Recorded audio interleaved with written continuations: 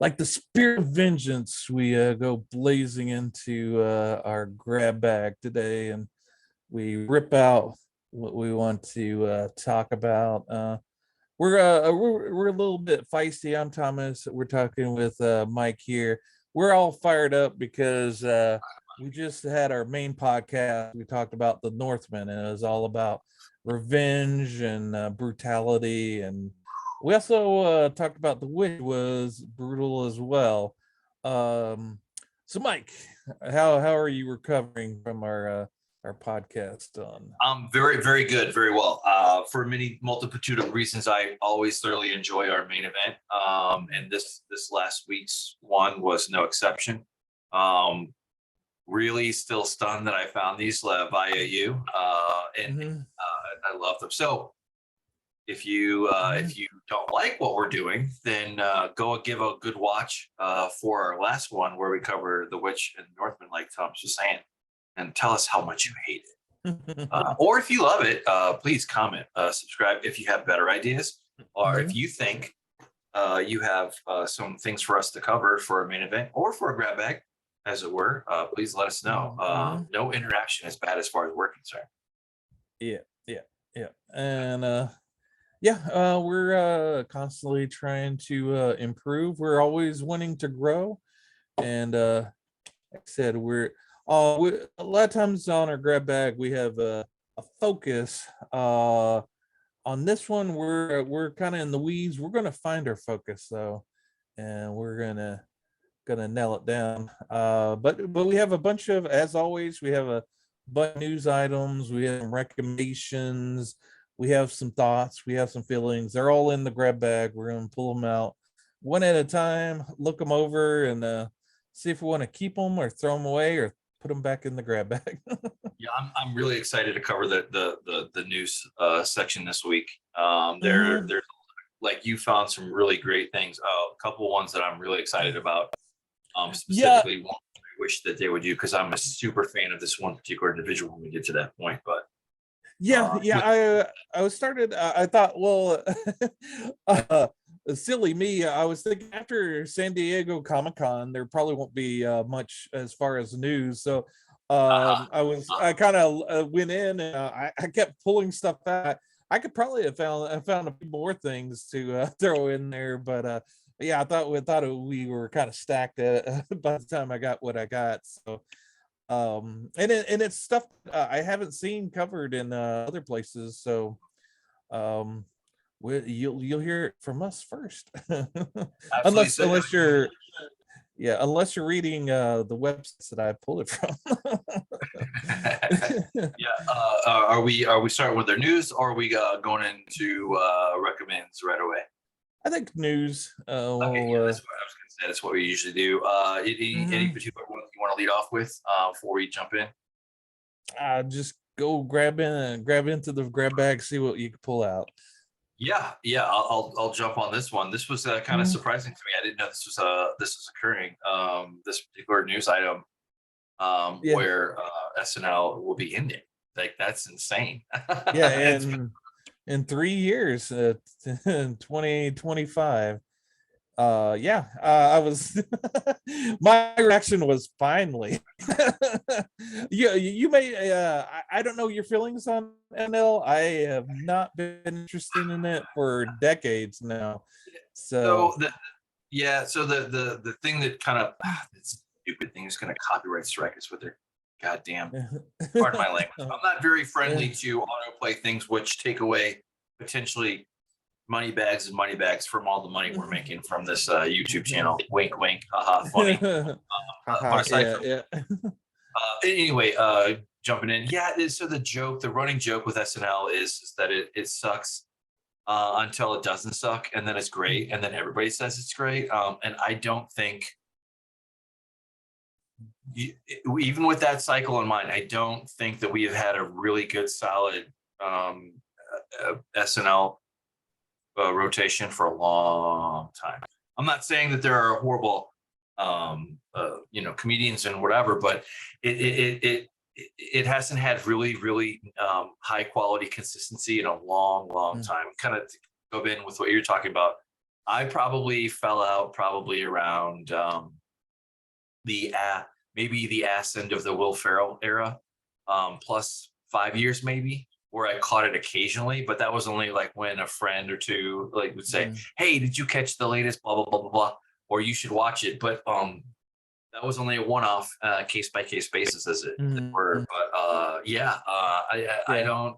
This is not surprising, and I would say I'm glad that they're doing this, and I really hope the last few seasons are the best we've seen. But to be honest with you, I don't think that's going to happen. No, no, the talent keeps dropping off and going way to bigger and better things. I know, just to give them a little credit, sketch comedies hard to do, I'm sure. So you know, in SNL was never really prominent in the wheelhouse of comedy.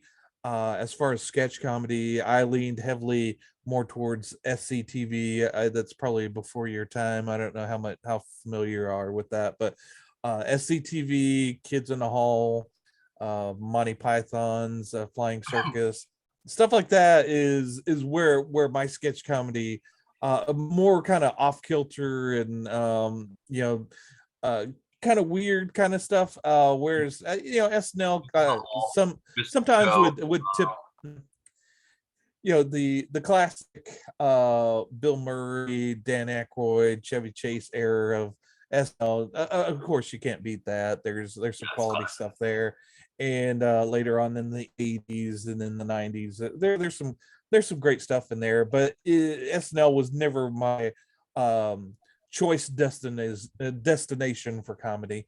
I always kind of looked elsewhere, and then if a clip popped up that I saw, oftentimes it was very funny. But lately, within the past decade, I haven't seen anything that really stood out to me that was like, oh, that's a classic. You know, I can't think of anything. Yeah, no, I'm there with you. SCTV, I was not exposed to until like much late teens, very early adulthood for me. But from what I saw, it was funny. And also, like the the other thing is like these shows didn't last. So respect where due to SNL. Yeah, that's true. Sketch comedy is very hard, but somehow they found formula, they cracked it, and they did it well enough to to exist for 50 whatever years, or whatever the hell the you know, 75 to 25 is fine. That makes sense. But yeah, Mr. Show, you know, what I think of like sketch is that I love and is very enduring even to this day, or Conan O'Brien, like probably say from like the mid 90s all the way up on through to like maybe even when he popped over to TBS for a few years. I followed along, but his sketch comedy in the early days were very raw and funny. And he comes from this. So SNL has definitely hatched a lot of the careers of more of the folks that we just love, that have moved on to do really funny or interesting things. For sure. They've been a bellwether for talent, or incubating talent, I guess. But yeah, the Chappelle Show comes to mind for it's more recent. Chappelle, Key and Peele. Yeah, In Living Color. I grew up with that. I saw that as it happened when I was younger as a kid. I wasn't supposed to watch that, but I did anyway. Yeah, and Mad TV. There's that Mad too. TV, to a lesser degree. Like I didn't really come to love that until after it was off. Like, I mean, I watched it, and we at the time we swore it was funnier than SNL, but it didn't take long for that to.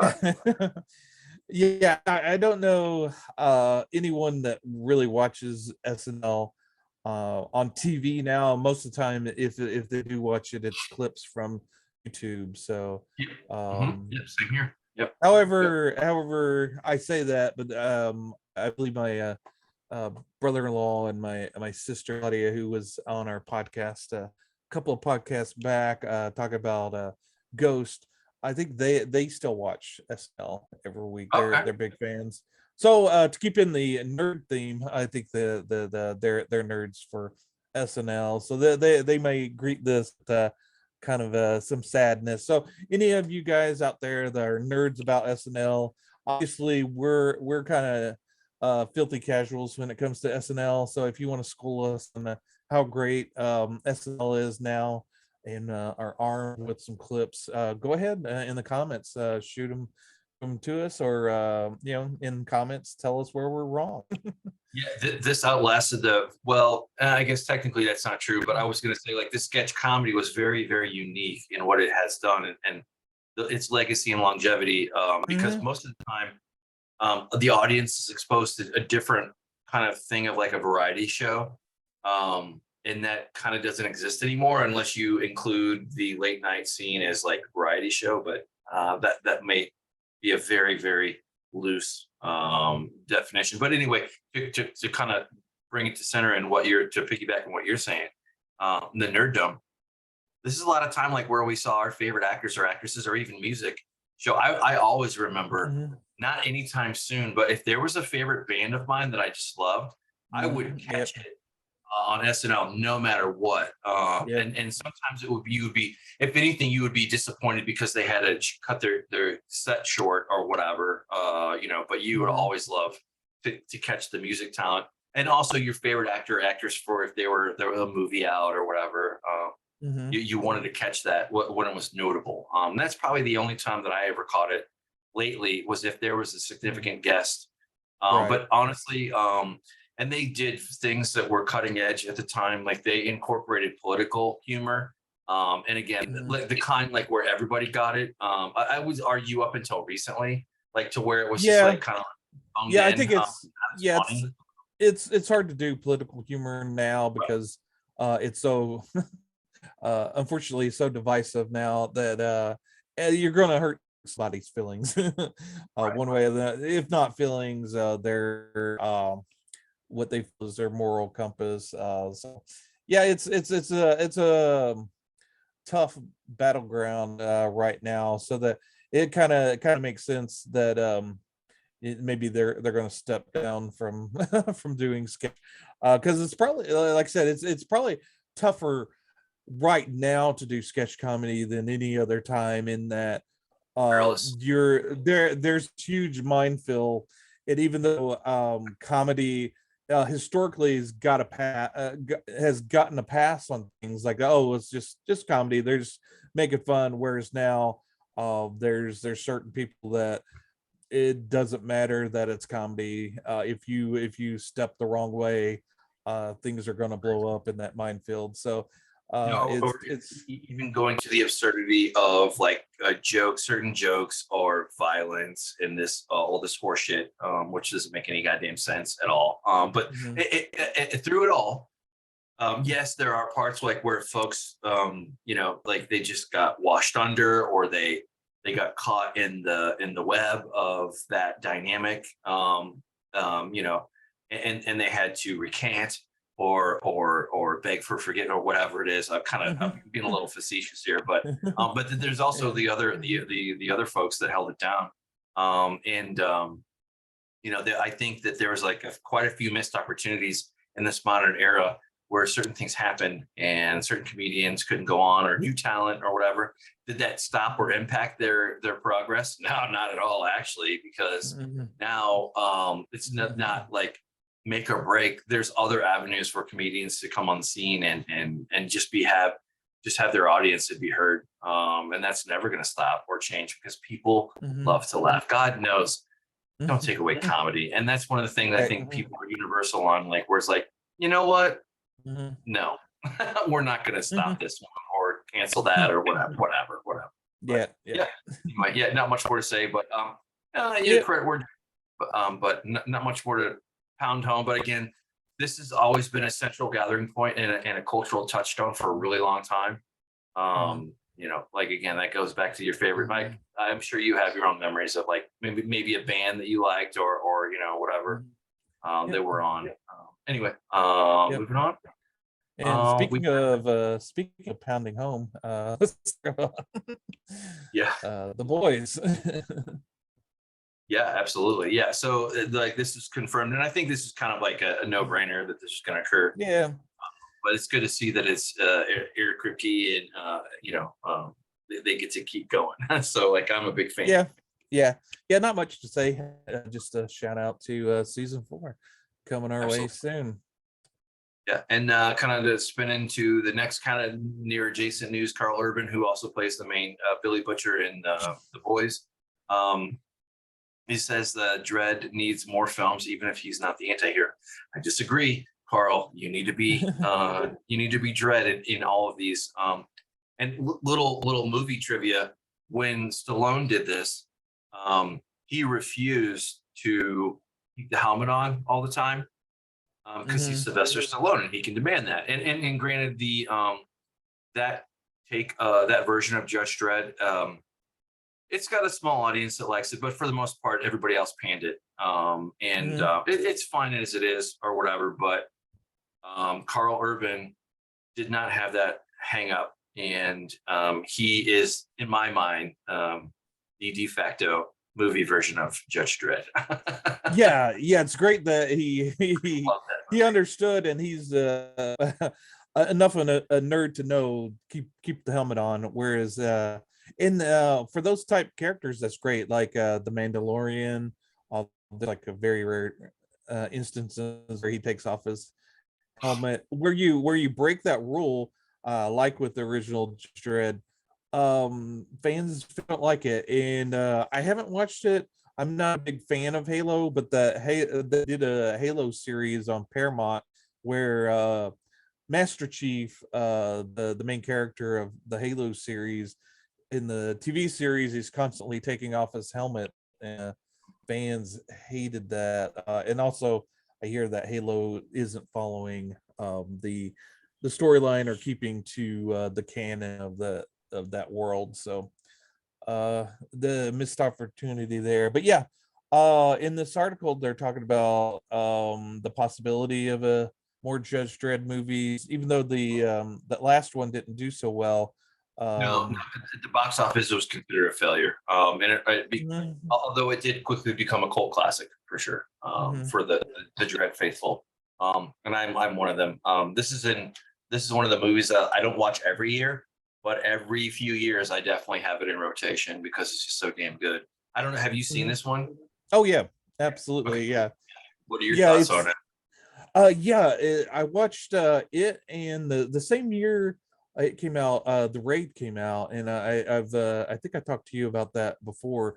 Both of them have similar premises, where it's one building, lockdown, lots of action, and both movies are pretty high up on my list of great action movies, and this is right up there. And I was disappointed that they didn't do a sequel to it. So I know Karl Urban has some clout with the boys now, so hopefully he could talk to the right people and maybe get this thing rolling and get some more movies.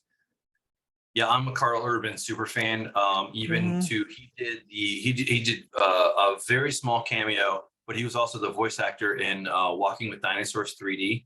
I only mention that because it was at the time it came out, my son was a toddler, and he loved that movie. And we saw that on repeat, and that was the one that I did not mind ever. However many times we watched it, it was pure and wholesome.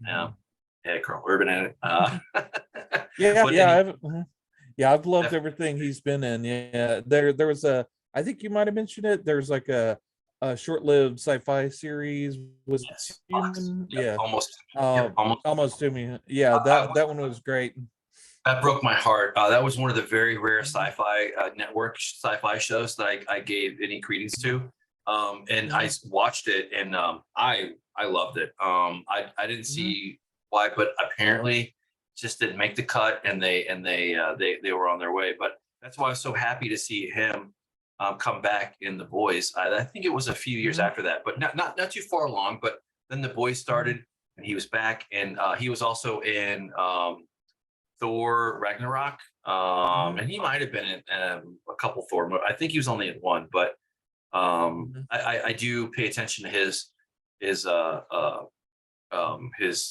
roles and when he's out, because one of my favorite is Lord of the Rings, when he has the long blonde hair.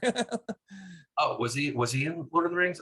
Yep. He's in with the village of humans that what's his name? Aragorn shows up. The king that's been possessed with the worm tongue has possessed him, Sauron, and Carl Urban is one of his warriors, and he is almost unrecognizable with long, lush blonde hair. Dang, I did not know that. Now we use also Bones in Star Trek too. The Chris Pine's Star Trek. Great job there. Born Supremacy. I didn't know he was in that. Yeah, damn. Okay, Lord of the Rings. Okay, so this is gonna kick me off to watch. I've been kind of flirting with like rewatching Lord of the Rings, especially like the last few months since we've been talking about, especially with and this is somewhat relevant. Prime, Amazon coming out with their own yeah. version of that. Whatever. But in any case, RoboCop versus. Oh no, sorry, that's just a stupid little fan thing. I got distracted like squirrel. Yeah. Anyway, I could talk I could go on and on about Karl, but yeah, I'm glad to see that this is like there's some kind of talk or something going on, and you know what? He's got the clout now. He can pick and choose and kind of push things. So Amazon Prime, whatever he wants, keep him happy, or whoever he's working with, keep him happy and keep him acting. We want to see more. All right, rolling into anything else to add? Nah. All right, cool. Yeah. Rolling into DC films, interesting. So we just had a big shakeup with DC, and this is kind of I would assume this is probably coming out of that big bunch of noise that came out with what happened with Zaslav taking over, and then kind of putting the rubber meets the road and be like, we gotta have producers. Yeah, and they're trying to bring back Constantine. He's of all of DC, he's my favorite DC character. Even above Batman. He's one of my favorite comic books of all time is Hellblazer. He's just one of those characters. He's chaotic neutral, I guess you would call him. And he in his young days he was a punk rocker, and now he's chain smoking badass magician with the he's in with the dark arts, and I think he's iconically blonde, scruffy haired guy. I enjoyed Constantine with Keanu Reeves, but it just didn't quite click because Keanu didn't have the iconic look for Constantine. I did quite enjoy it, and it pulled heavily from Garth Ennis's run on Hellblazer, which you may know. Garth Ennis wrote The Boys and Preacher, and he's a badass writer. And Constantine came into his own when Garth was writing him. And then NBC, I think, had a Constantine TV show that only lasted a season, and that guy, the guy that played him in there is perfect for Constantine, and he's went on to do performing in their animated movies, and he's also in Legends of Tomorrow, which I had no interest of watching Legends of Tomorrow, even though Constantine's in it. It's one of those CW DC shows that I just couldn't do it. I would say stop at the first couple seasons of Legends of Tomorrow. Maybe go to season 3, but after that, it's kind of like the Flash, like the Arrowverse. This stuff is only good in short bursts. Like unless you want to be a completist thing, you're in your own hell there. But I think like the Flash, season 1, season 2 is good. Stop at season 3. Maybe even stop at season 2. Stop there and don't go any further, and you're gonna be fine. Like that was good entertainment. So I didn't know that. Like I did follow the Legends of Tomorrow, but only season 4 maybe, and then I kind of fell off a cliff. But the same thing happened with the Flash. Like it's like okay, once you've seen one, you've seen them all. Like there's a cookie cutter cheap. It's almost like the CW did a very good job with it, with what they had for a long time. for the most part. Like they were able to kind of interweave and do some unique things on the small screen, to much better degree than like say that. But at the same thing is happening right now with Disney Marvel. There is a point of oversaturation, and it's very cookie cutter. It's very whatever, unfortunately. But yeah, not much to go on with that. Yeah, Constantine, the movie, I did like it. I would say, kind of like what we're talking about with Karl Urban, I would say that that Dredd movie was a much better, true to the comic book, and more realist in that sense than say than the Keanu Reeves version of Constantine. But it still worked, like for considering like what it was. It just wasn't. It just didn't have that extra kind of stick it for whatever. I don't know, but it was missing a little bit of something. But yeah, I too enjoyed that thing. That's cool. We're gonna have to focus on Constantine one of these shows. yeah, and they're trying to reboot him in the Sandman. I've been watching it. I'm up to episode 3. I'm still really enjoying the show. And in fact, when I was at the comic book shop today, I wanted to read Sandman, so I picked up the book 1 of the collection of it. So but yeah, just shout out for that. But in the 3rd episode of the Sandman, in this article also mentions that they have Constantine in it, but it's Jocasta Constantine. They have a female John Constantine. Okay, and I don't know. I don't know if the gender swap is because of maybe they want to keep the world separate. The Netflix, the Sandman separate from the DC Warner Brothers universe. I don't know, but if that was the case, okay. But it's basically John Constantine as a woman, and as I watched it, it was enjoyable, but I'd rather have John Constantine. There was absolutely nothing wrong with the performance. She had the trench coat like John Constantine. She had that that devil may care attitude, that you kind of punk aesthetic for John Constantine. She did a great job of recreating that, but gosh darn it, like with Keanu Reeves, I wanted John Constantine. You wanted what you wanted. Yeah, and they also mentioned that they're trying to do a series on Max with John Constantine, but the actor that they want to play John Constantine is, in my eyes, not the iconic look of John Constantine. I just don't get it. So I think we're going to get John Constantine, but I don't know if it's in the form that the fans are going to enjoy. All right. Well, it's what is it? Cautiously optimistic. yeah. And again, I could be proven wrong. You say you don't want this certain dish for dinner and you end up eating it and loving it. So, I'm not an internet troll that's gonna hate and not watch and keep hating.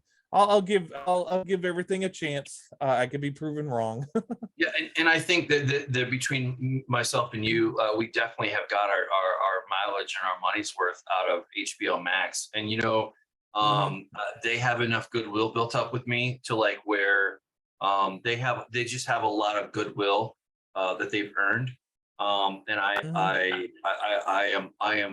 I will show up and I will absolutely be there for whatever the hell they want to do for the bigger DC art, either on the big screen or the small screen. Don't really care.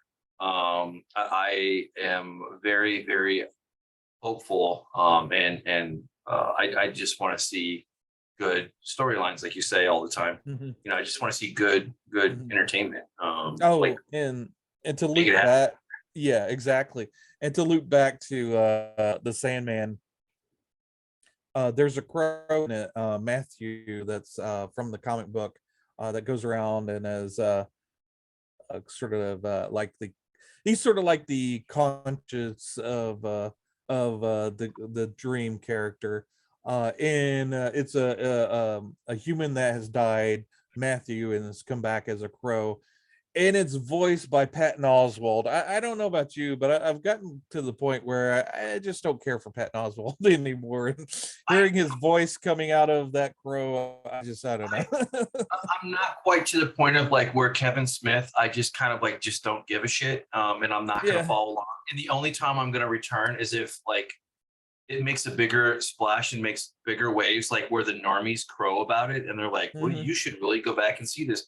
But I'm a little bit more positive on him than that. But for the most part, he's like right on the line of like where, man, just keep it about the craft, or just keep it about that, and just keep your yap shut, and we're probably fine. Aside from that, but he's got more. I'm willing to give him a little bit. I have more patience with him than like say Kevin Smith or something like that. So like, and I yeah, I the guess. Penguin, Yeah, I guess. like voice acting for the Penguin or something. And he did a very good job with that, from what I remember. I think I could that up, but yeah, I guess maybe he just doesn't fit the voice that I pictured for Matthew. But actually, with Patton Oswalt, I kind of almost put him on the same level with Kevin Smith for me. But again, that's me. yeah, Batman. Okay. Oh, okay. You know what?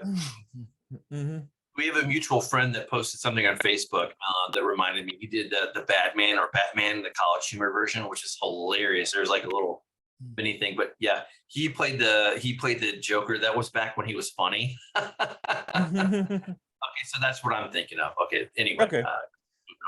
but yeah, Um, Warner Brothers, a new Batgirl. All right. Yeah, they still want Leslie Grace as Batgirl maybe for another project. So the Batgirl movie they canned for being irredeemable, and that it would damage the property if it came out. But evidently, they have faith in the actress as Batgirl. So maybe they're not scared of being woke, so to speak. If she does a great job as Batgirl, yeah, maybe have her back. They said in a movie, or maybe as a supporting character of another movie. So yeah, it's good that they just didn't totally dump her and Yeah, leave her. it has nothing to do with woke or not woke. Just being honest. And this kind of goes with what we talked about a lot, where there's like tier A, or S tier, your S tier characters, and then you have your A, B, C, all the way down. This one is going to be further down on the pantheon of like ones I care about. And to be honest with you, if they do a good job, great, I might check it out. But for the most part, me personally, I don't really give two rips about Batgirl or Batwoman or whatever. I really don't care unless it's tied in strongly with Batman. And it makes sense. I will say though, I am excited about Blue Beetle. I would hope that they would do something good with that. I really don't care how they do it, as long as they do it well enough. But aside from that, like Batgirl, I've heard that in the movie, and this is all rumor. We're in the realm of rumorscape for what I'm about to say. I heard that her performance wasn't necessarily bad.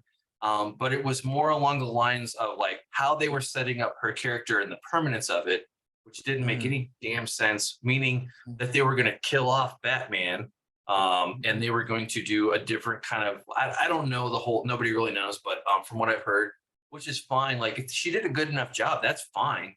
But like, for Christ's sake, do the storyline justice and don't set her up for failure, because that's not fair to her as the actress.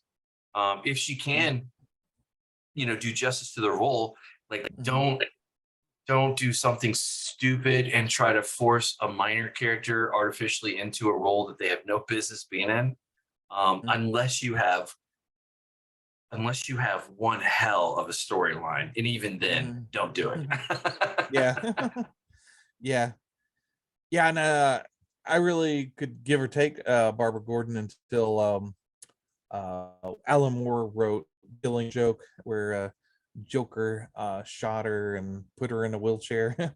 and almost killed her. And then she became Oracle, and I liked her as Oracle. That was kind of a interesting take for the character. But yeah, being in a wheelchair in front of a computer maybe isn't as exciting on the screen as as being Batgirl and jumping around and fighting crime. So Right. but I don't have any real emotional attachments towards the character. So it's easy for me to, take in the various changes that they want to make with it. And overall the DC world is not my I'm always was a Marvel fan above DC. So Right. there's and that's actually a good thing now, because I can dive into the history of DC and read some of the great Yep. DC comic book stories that I never read. So Yeah, that's Marvel always a was my good thing. childhood for comic books, way more than DC was. Like I did have a couple. Like I've always liked Superman, but a lot of the discovering of the better DC storylines were as a young adult, or if not straight on adult. But like I said, if it's good, it's good. That's fine. But like just make good stuff. Like if it's good, I'll show up. But if it's like if it's trying to be something else that it should not be, then I'm not gonna, but that's kind of apparent. And to be honest with you, DC has its work cut out for it anyway, because you kind of have this sawtooth good bad for DC movies in general. So anyway, cool. Yep. And kind of going in the goods, I would say this is a good bright spot, good news. But oh boy, so we are going to this, and it's kind of been on the docket. Will they? Won't they? With Ezra Miller and all the dumpster fire that he's created in real life, as it were. Yeah, and my position in either they need to release the movie now before Ezra Miller kills someone. Right. Or get him in jail, so we could have him locked up so that he can't get up to his shenanigans, and we can get that has the time to get this movie out and enjoy it, because evidently it's a good movie. It's testing quite well with the audience. So despite and then I don't, even though this movie will most likely get released and probably do well, even bad publicity is good publicity, so everyone will probably want to go out and see it. But yeah, I don't see Ezra Miller being around for another Flash movie or series or anything like that. I'm sure they'll probably reshoot the end where he gets changed, an alternate universe Flash takes over or something. Even as they've canceled the Flash TV series, bring that actor in as this movie version. Grant Gustin. I actually heard about that. I heard some, and this was quite a few weeks ago, but they were talking about like who potentially could fill those shoes, and Grant Gustin could absolutely fill. I would love that. He has, he did very well, and again, I kind of touched on it earlier, where like the Flash is very kitschy and it's very like low grade, and it gets lower grade as it progresses. Season this, season that, until they're going to put the cap on it and be done with it. But excuse me, whatever they're going to do, that's fine. I agree with you. They should release it sooner than later.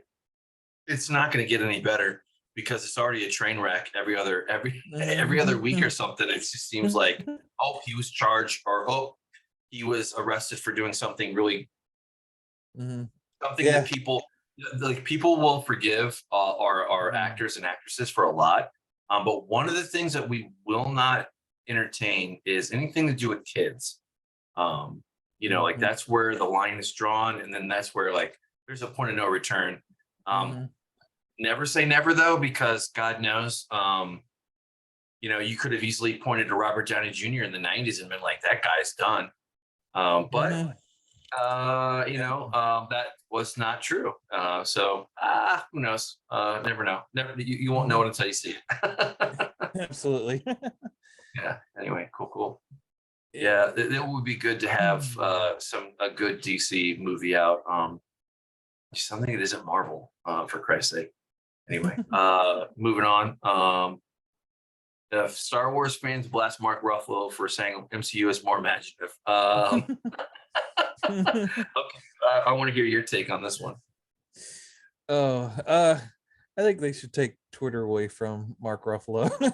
It's probably be for the best. I agree with that. Yep, we're on the same page. Yeah, him and Dave Bautista, that would be great. Yeah. Both great actors, but we don't really have to hear their hot takes. There, way too political, in my opinion.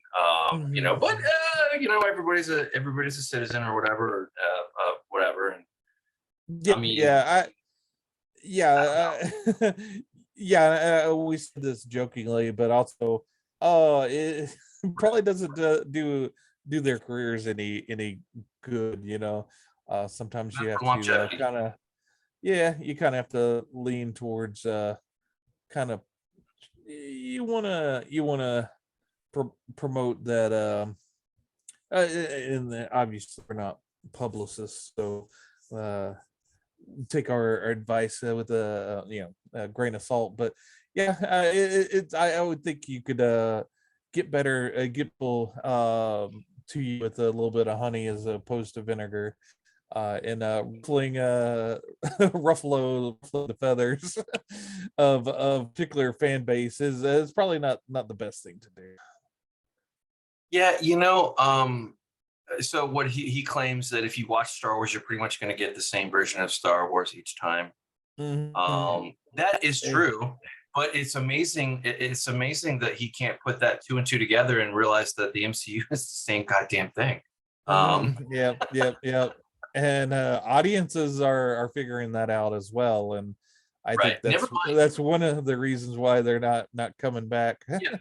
Yeah, and I'm not saying that like woke or political correctness or whatever the hell you want to call it, whatever witch you want to burn, as it were, of the moment, it doesn't have some merits, because it does. But at the end of the day, people are tired, man. Like when the normies are starting to like walk away from it, it's not because of this or that. It's because like they've seen this before, and also like the penalty to. Okay, so to be fair, the cost that there's a penalty, like where unless you just don't give a shit, and you're a total normie, and your mom, and you're only like because the kids wanted to see this for dad or whatever, like, and you're just kind of catching the latest flick out.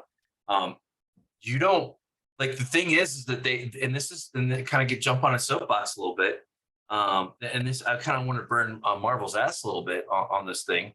The thing is that like. You've alienated the fandom and multiple different IP that you've owned, and the thing is that and I've covered this before.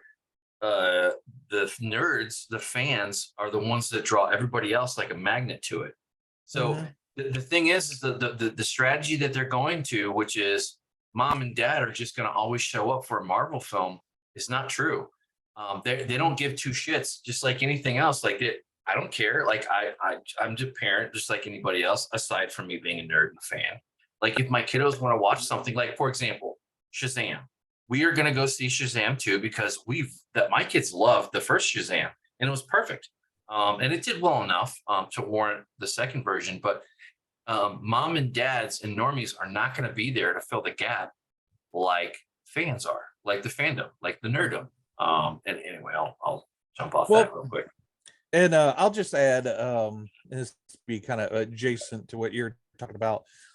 Top Gun Maverick. I think Hollywood's was kind of back and surprised at how well that did, and now Hollywood is going to try to crack the code of Maverick, and I want to see their interpretation of what made that work. And spoiler alert, it's because it gave the fans what they wanted. it delivered. And if you know how to deliver and you deliver what the fans want, and no one was fighting with each other on what, about Maverick. Everybody universally loved that movie. I haven't seen it yet. I'll definitely see it at one point, but I was never a big Top Gun fan, so it wasn't really my wheelhouse. But yeah, I respect the movie for giving the fans what they wanted, and the fact that we're in a situation where again and again fans are being called various things for just saying I want what I want, and I think things are. Go ahead. Are you referencing like where like Disney Star Wars had a desktop, like where pretty much like before they would release something in not too distant, not too long ago, they would pick a fight with the fans and say certain things, and certain things we never see in any other time, like, which is very bizarre. But they attacked the fans right off the gate, like even my brother, very divorced from all this. Like he brought that up and is like, don't pick a fight with the fans. yeah, absolutely, yeah, and it just it's very counterintuitive. It's like I don't know what the publicists are thinking, if they okay this crap. But yeah, it seems like they make announcements, and there's news articles that are kind of geared towards antagonizing the fans. And at this point they know what they're doing. They know it's going to stir people up. I don't know if they think negative press is good press. I have no idea. But yeah, the lesson, I hope, to sum things up, I hope the lesson that they learn with Maverick is, if you give the fans what they want, they'll come see it, they'll enjoy it, they'll tell their friends. They're your hype machine. If your true hardcore fans love it, it spreads out into the normies. They're going to tell their normie friends, you have to see it, come see it. The fans are normally rabid. They're going to drag their friends. The friends that would normally not go to the movie, they're going to drag them to. So it's only a good thing. If you antagonize your fans, who are you marketing towards? Right. You because you're marketing to people that aren't going to show up. And that's a fact. That is a fact, Jack. And I will say that I'm just surprised that he doesn't see that he's not being honest with the whole Marvel, or he kind of skirts around without answering it. But he is right from the standpoint of the Star Wars is carte blanche. Like, it's played out. It's played out. That's the kind of the best, kindest way, positive way, without getting into the weeds. And you know what? Marvel's is played out, or getting played out, for sure.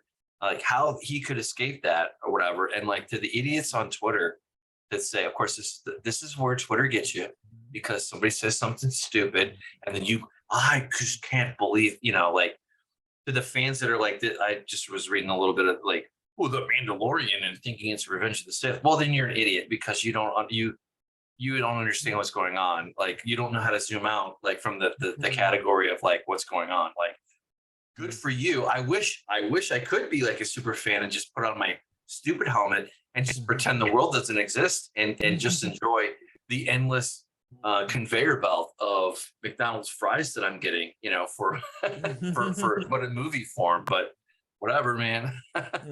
Anyway, sorry. Yeah. Kind of touched the nerve a little bit. Anything else to add? Nah. Yeah, I'm definitely opinionated for sure. No worries. Yeah, but Godzilla and King Kong sequel plot details. See, okay, interesting. All right. I don't think I sat through the last one, King Kong Godzilla. I think I was kind of happy too, because I remember like 2021. I remember like when I would go through the HBO Go app. I would like kind of bookmark things that were coming up that I wanted to watch. And I That was one of them, the bookmark, but I didn't actually watch it, and I don't know if it was good or bad. But what's your take? Yeah, I enjoyed it. That's one of the reasons why I threw it in there. Fair enough. I'm happy for a new sequel. Looks like King Kong's going to defend the Earth against possibly more kaiju or aliens or something. All right. Cool. Yeah. And they introduced the Hollow Earth concept in the last one, and there's a spoiler alert. There's a world within the Earth, and so we don't know if he's defending that the Hollow Earth or the outward Earth, so to speak. But yeah, it. Then I noticed that there's going to be an animated series for Kong Skull Island, so that could be interesting on Netflix. But yeah, I'm a big monkey ape guy. I love the apes. So yeah, any more apes is a good thing, especially if they're giant and our king. So yeah, yeah, goes that's back. That's one of the foundational things that we covered when we first started this thing. Was Planet of the Apes. For sure.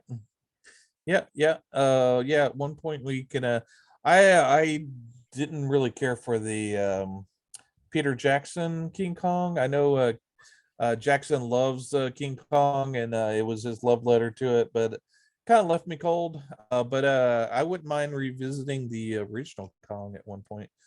Was that the one with Jack Black? Yeah. Okay. Yeah, I didn't go see that one. I didn't see that one. I and that.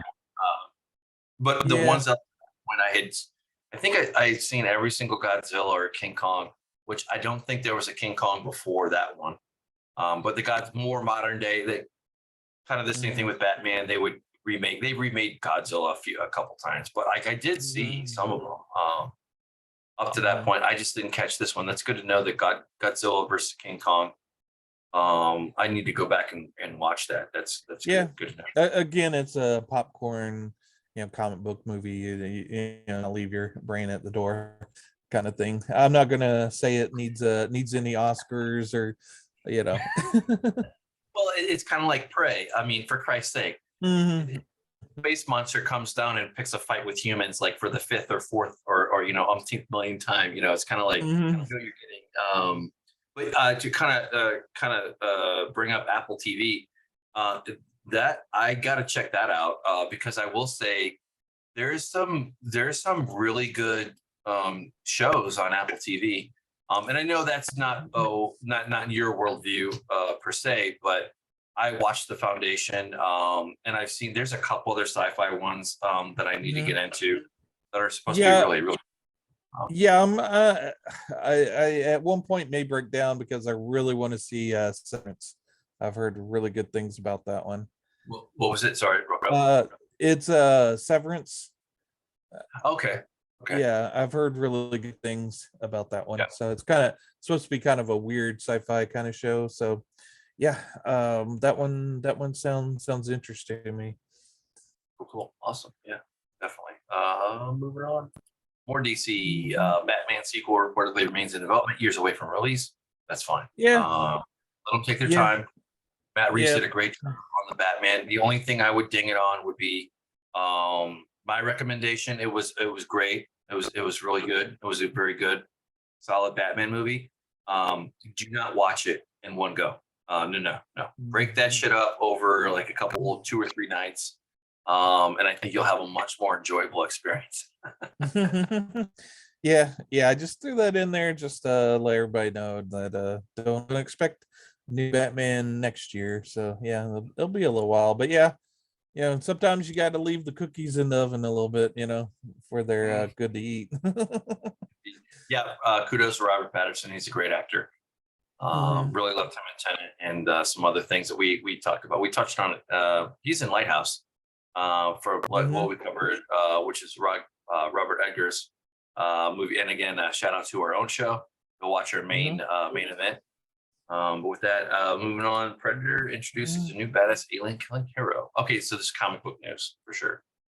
Yeah. The last week, this came out. This is last week. Predator #1.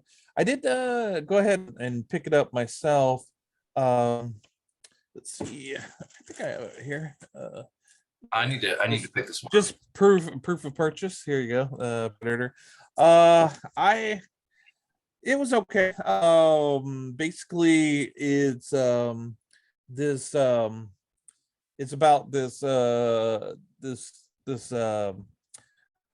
woman that her family was killed by a predator, and now she's hunting down that predator.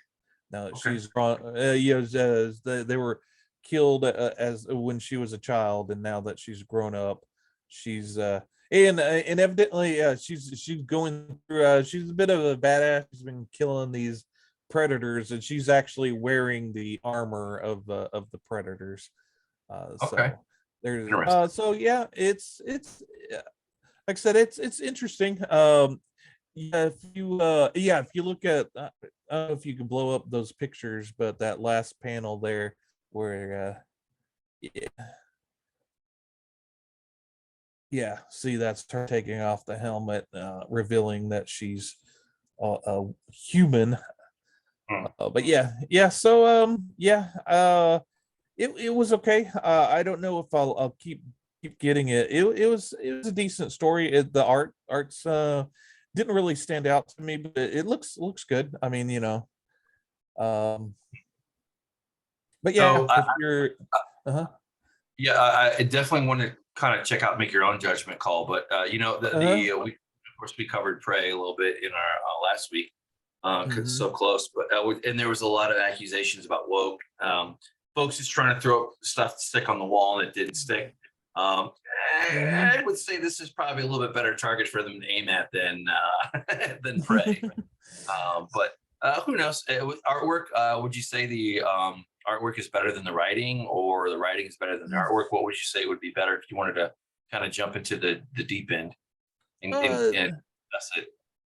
They kind of complement each other. Not one stands out more than the other. It's like I said, there's nothing overly wrong or bad about the story. It's your basic story of revenge. That's our common theme this week. So but yeah, if you like the Predator and you want more, give it a go. If you like it, cool.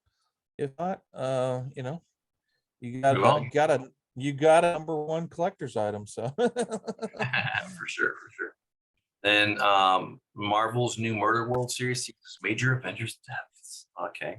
All right. Yeah, I've always loved Murderworld. That's run by Arcade. Basically, he's an assassin, but he likes things interesting. He likes making sort of a kind of a circusy funhouse version of a world that he throws in like superheroes in and tries to kill them, but if they make it out alive, he lets them go. He was introduced in X-Men by Chris Claremont, one of my favorite writers. So yeah, this is going to be a big event involving Murderworld. I think it starts in November. That kind of ties up with the Avengers and various Marvel superheroes. So I'm kind of, I'm somewhat burnt out over the big events in Marvel. Although I say that, but I've been enjoying the Eternals versus the X-Men versus the Avengers that's been going on currently. But yeah, I think but yeah, I'm looking forward. Murderworld. Basically, I think those big events is kind of geared towards get you. They spread the story off into various titles, maybe ones that you aren't reading. So, unfortunately, if you're not reading a particular title, you have to pick it up. Maybe if you want the full story. So that's always was kind of gimmicky towards me, and I wish that they would keep their big events with contained in that limited series. But oh well, that's just me just me kind of stepping up on the soapbox, grinding, and then stepping back down. No problem with that. No problem with that. All right. So we're getting to the end here, and one of your recommendations is Ghost Rider. Yeah. And actually, between our recordings, I read this and really enjoyed it. It's sort of a kind of an anniversary issue. It kind of goes over the various Ghost Riders through the eyes of Johnny Blaze, the original Ghost Rider in comics. Basically, he's kind of a questioning state. He's was in kind of a limbo. He's broken out and he's trying to figure out where his head's at. And he goes to a supernatural tattooist, and he basically he sees the tattoo within your skin and tattoos it, basically the ghost and the of your past. He tattoos it on you, so he's basically getting that to and recalling the various Ghost Riders throughout time, going back to the cowboy western days with the first Ghost Rider, or one of the Ghost Riders that rode a horse and brought justice to the old west, and then going up all the way into the future of Marvel 2099 with that particular Ghost Rider. But yeah, it's kind of a cool kind of, and it's written very well. I enjoy it. There's a certain scene with Danny Ketch, which is one of the later Ghost Riders, where he comes in to this bar, and he basically says, he gives him a little story. He's like, the mother goes to the child, and the child's in the bed, and he says, I think there's someone under my bed. And then so the mother humors the child, looks under the bed, and sees her child again under the bed, and he says, I think there's somebody on my bed. And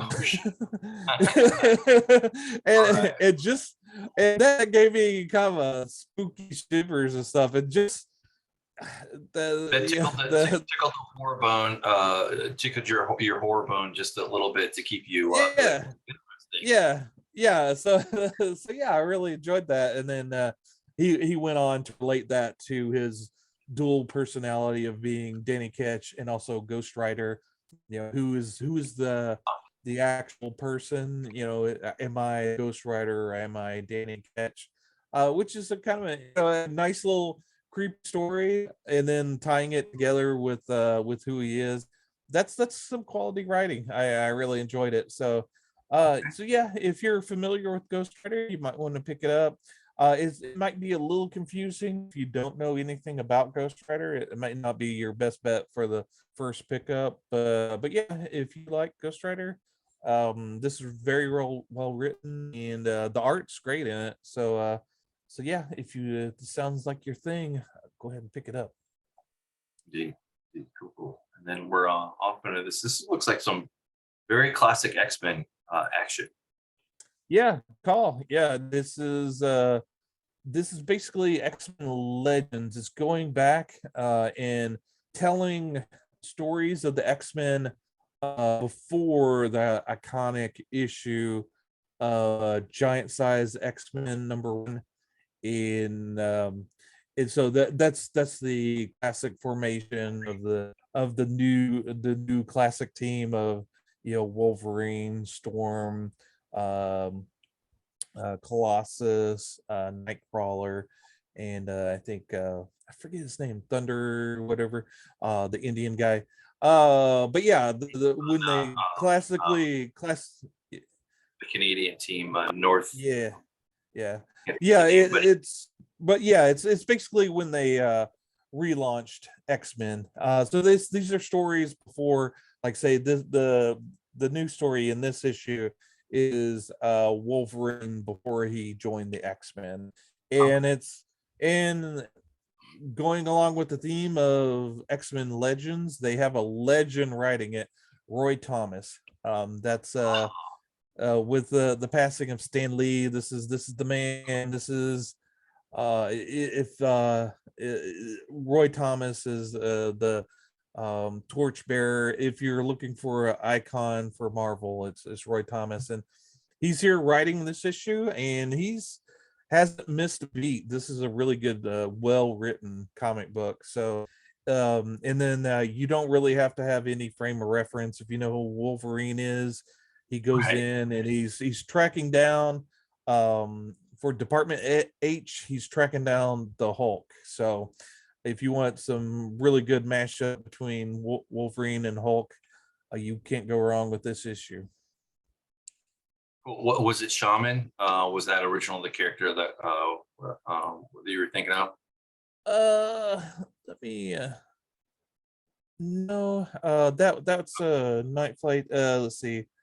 Let me. Then it's not the one that I was thinking of from Alpha Flight. That's what I was thinking of. Like that was that was where Wolverine was supposed to be. Anyway, it doesn't matter. But it was Thunderbird. Oh, okay, yeah, I was way off. Yeah, he was one of the original members when they revamped X-Men. But yeah, he I think he gets killed off about a couple of issues in of that run. But with Krakoa and them being able to bring back X-Men, they've brought back Thunderbird from the dead, so he's back alive among the X-Men. Indeed.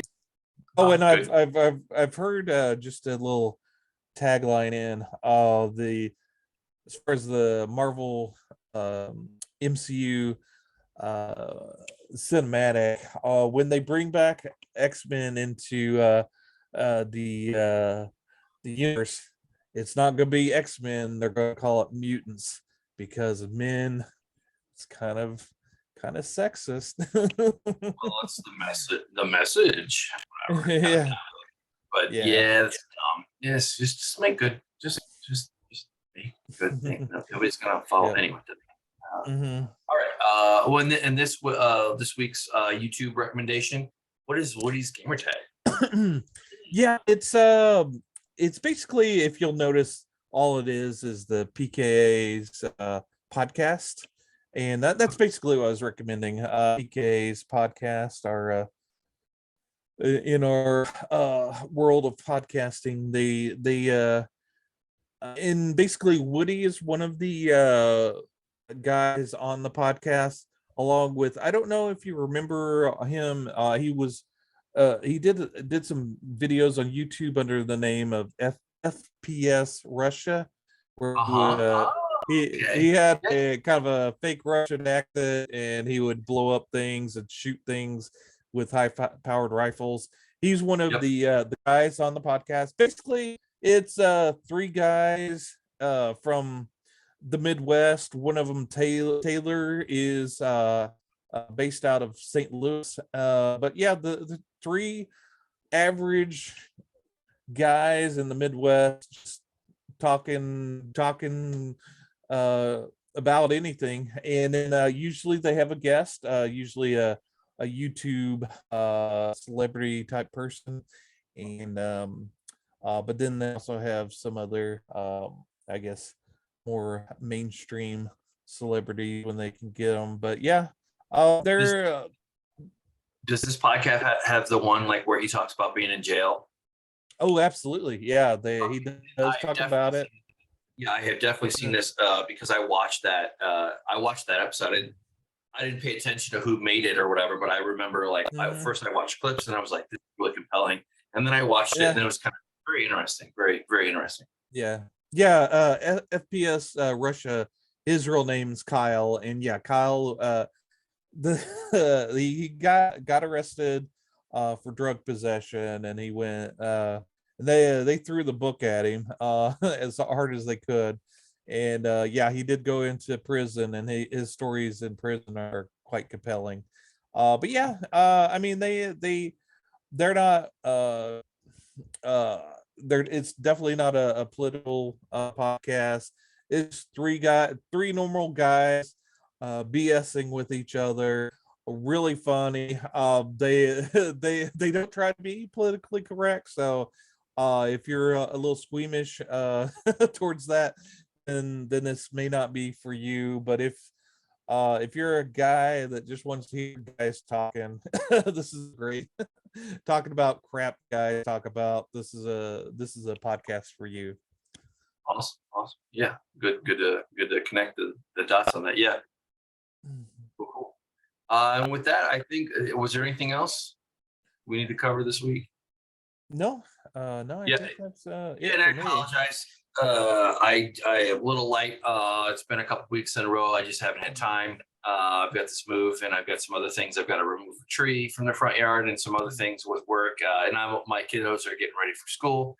But I'm hoping here in the next week or two I can come back with the usual flow, but bring a little bit more balance to the force, as it were. And before we go, I have a special treat. This is sort of a reoccurring thing that we do every once in a while, kind of. But I went to a Chinese buffet today. I got some fortune cookies. I got my fortune right here, but for Mike, I got one for you. I haven't cracked it open yet. We'll do that here on stream. But yeah, my in the famous words of O'Reilly, Bill O'Reilly, we'll do it live. We'll do it live. All right. So my fortune is, it's not only important to add years to your life, but to add life to your years. More advice than a fortune, but yeah, let's crack you open and see what you get here. I'll eat the cookie later. I do enjoy them. I know some people don't, but I do too. All right. Do you want me to give you your lucky numbers? Yes. All right, your lucky numbers. I don't know how long is there an expiration on these lucky numbers? Is it just for the week, the day, or? I think it's just whenever you hear them, and if you use them, you use them. But it's a one shot. I know that for sure. All right. So your lucky numbers are 41, 53, 11, 16, 17, and 18. All right, I'll take it. Awesome. All right. Okay, and this is maybe a little bit more advice than fortune, but here we go. Take advantage of the dynamic energy to better your relationship. I think that maybe the relationship of the first and last Nerdom, right? Absolutely, yeah. That I'll take that and apply that. Whatever good luck or good fortune, so long as it doesn't say "May you live in interesting times," because I'm not interested in that. I'll throw that one away. Yeah, absolutely. Let's apply it toward the first and last Nerdom. And our relationship with our fans in our community as well. So absolutely, we'll keep it dynamic, and give us a comment, like, subscribe, and all that jazz. Tell us what you like, what you don't like. Yeah, just get involved. We love people getting involved with things. Absolutely, please do. Even if you hate us, or if you have criticism, we'd love to hear. With that, and I'm Thomas, and keep that bag open. Awesome.